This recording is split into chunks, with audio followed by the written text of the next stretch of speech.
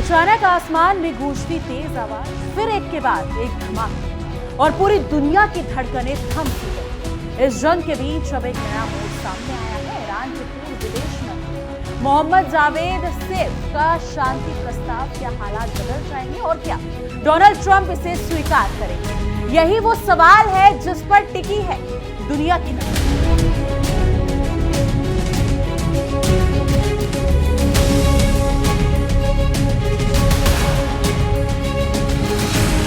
नमस्कार दोस्तों, आप देख रहे हैं इंडिया डेली का डिजिटल प्लेटफॉर्म और मैं हूं आपके साथ तानिया ज्ञानी। रात का वो मंजर जब आसमान पूरी तरह शांत था, हवा में हल्की ठंडक थी और लोग अपने घरों में चैन की नींद सो रहे थे। तभी अचानक एक तेज आवाज ने उस सन्नाटे को चीर दिया।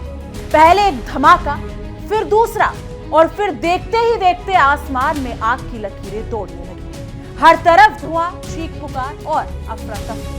ये कोई अचानक हुआ हादसा नहीं था, बल्कि उस जंग की अगली कड़ी थी जो अब सिर्फ सीमाओं तक सीमित नहीं रही, बल्कि पूरी दुनिया के संतुलन को हिला चुकी। ये जंग अब सिर्फ हथियारों की नहीं, बल्कि इरादों, रणनीतियों और दबदबे की लड़ाई बन चुकी। और इसी बीच जब हर तरफ सिर्फ विनाश की तस्वीर दिखाई देती है, तब एक ऐसा प्रस्ताव सामने आता है जो इस पूरे खेल को बदल सकता है। लेकिन क्या यह प्रस्ताव वाकई शांति की शुरुआत है, या फिर सिर्फ एक और चाल और एक और दाव, एक और भ्रम? यही सवाल इस पूरी कहानी का सबसे बड़ा केंद्र बन चुका है। पिछले 5 हफ्तों से जो कुछ मिडिल ईस्ट में हो रहा है, वो इतिहास के सबसे खतरनाक टकरावों में गिना जा सकता है। ईरान ने जिस तरह से अपने हमलों को फैलाया है, उसने पूरे खाड़ी क्षेत्र को एक युद्ध क्षेत्र में बदल दिया। कुवैत में एक बड़ा विलवर्णीकरण संयंत्र जो लाखों लोगों को पीने का पानी देता है, अब मलबे में तब्दील हो चुका है। उस पर हुए हमलों ने सिर्फ एक इमारत को नहीं, बल्कि इंसानी जरूरतों के एक अहम स्तंभ को खत्म कर दिया। वही एक रिफाइनरी में लगी आग ने कई घंटों तक आसमान को काले धुएं में ढके रखा, जिससे साफ हो गया कि ये हमले सिर्फ सैन्य ठिकानों तक सीमित नहीं है, बल्कि आर्थिक ढांचों को भी निशाना बनाया जा रहा है।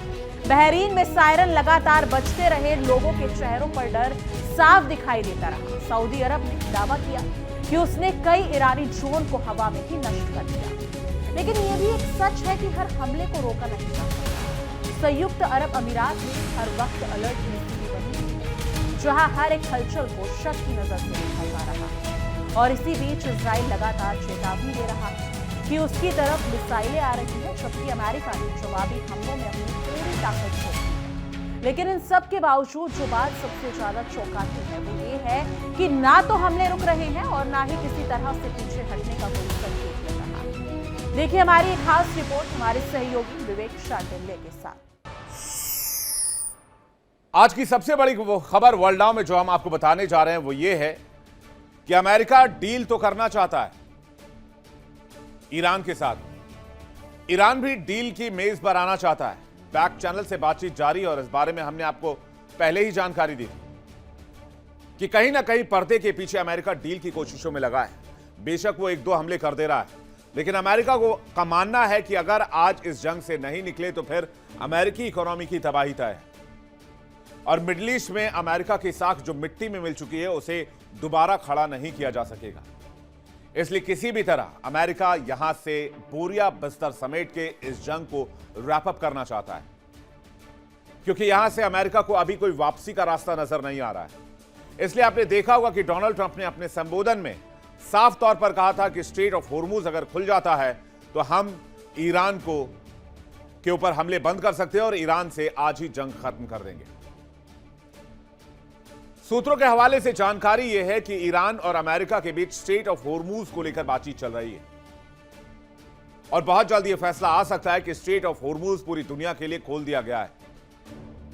लेकिन इस पक्ष में एक तबका, एक देश ऐसा भी है जो ट्रंप की मजबूरी है, और इस युद्ध का सबसे बड़ा विलन भी आप कह सकते हैं। खबर है कि इजराइल रुकने को तैयार नहीं है, और वो अमेरिका की बात भी मानने को तैयार नहीं है। जो अब तक ईरान को बर्बाद और तबाह करने की धमकी दे रहा था, अमेरिका वो सीजफायर की बात कर रहा है। लेकिन इजराइल कह रहा है कि किसी भी कीमत पर सीज फायर नहीं होने देंगे, तब तक नहीं होने देंगे जब तक ईरान को पाषाण काल में नहीं भेज देते। और इसलिए इस जंग में अमेरिका बुरी तरीके से फंस गया है। अब आप सोचेंगे कि यह खबर सामने कैसे आई। मैं आपको बहुत इंटरेस्टिंग जानकारी देने जा रहा हूं, बहुत ध्यान से सुनिएगा। फिलहाल क्या हो रहा है, इराक से लेकर सीरिया तक फैले अमेरिकी सैन्य ठिकानों पर रॉकेट और ड्रोन्स की बारिश हो रही है। पेंटागन के होश उड़े हुए हैं। डोनाल्ड ट्रंप रात में ठीक से सो नहीं पा रहे हैं। लगातार हो रहे हमले की वजह से अमेरिकी एयर डिफेंस सिस्टम फेल हो चुका है। थार्ड पैट्रियट जैसी मिसाइल सिस्टम धूल फांक रही हैं। बड़े बड़े फाइटर जेट F-35, F-22 और F-15 फाइटर जेट्स ईरान में ढेर हो चुके हैं और अमेरिकी सैनिकों की सुरक्षा एक बहुत बड़ा क्वेश्चन मार्क बन चुकी है। अमेरिका जानता है कि अगर युद्ध में थोड़े दिन और रह गए तो फिर अमेरिका के लिए वो डेंट साबित होगा ये जिसे वो कभी भर नहीं पाएंगे। और सबसे बड़ी बात कि स्ट्रेट ऑफ होर्मुज पूरी तरीके से ब्लॉक है। तेल की बढ़ती कीमत, सप्लाई पर मंडराते खतरे ने अमेरिकी अर्थव्यवस्था की कमर तोड़ दी है।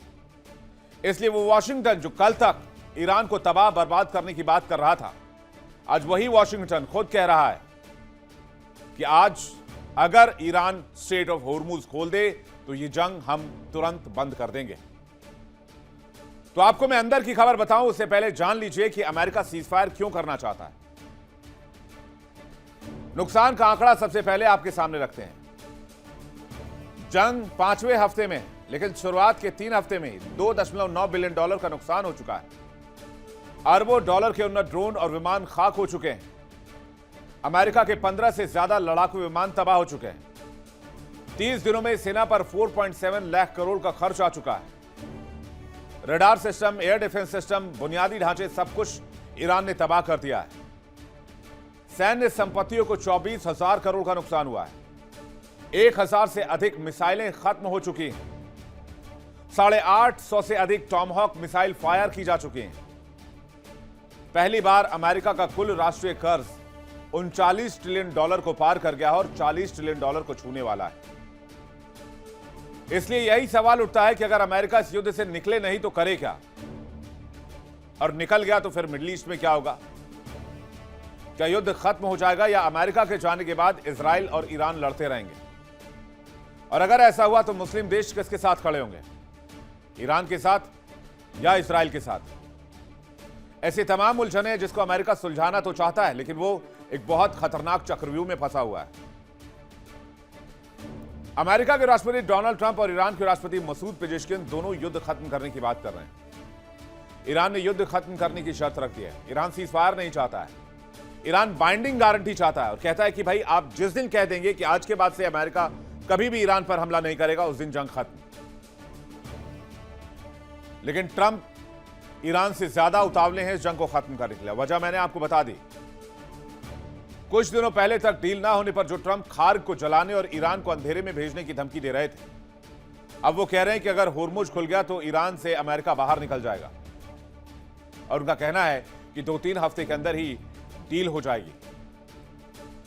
लेकिन इस डील से पहले दो करीबी सहयोगियों में दो फाड़ नजर आ रहा है। एक तरफ सहयोगी देशों का भरोसा है तो दूसरी तरफ मानवाधिकार और युद्ध रोकने का अंतर्राष्ट्रीय दबाव।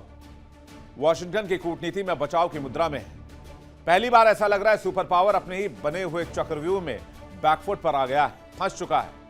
ठीक वैसे ही जैसे एक मकड़ी अपने ही जाल में फंसकर दम तोड़ती है। आपको याद होगा पाकिस्तान ने कूटनीतिक चाल चलते हुए खुद को मध्यस्थ के तौर पर पेश करने की कोशिश की थी। इस्लामाबाद ने कहा था अगर अमेरिका और ईरान तैयार हो तो वो बातचीत की मेजबानी करने के लिए तैयार है। इस जंग का असर अब सिर्फ उन देशों तक सीमित नहीं रहा जो सीधे इसमें शामिल हैं, बल्कि इसका प्रभाव पूरी दुनिया की अर्थव्यवस्था पर साफ दिखाई देने लगा है। तेल की कीमतों में आई जबरदस्त बढ़ोतरी ने हर देश को चिंता में डाल दिया।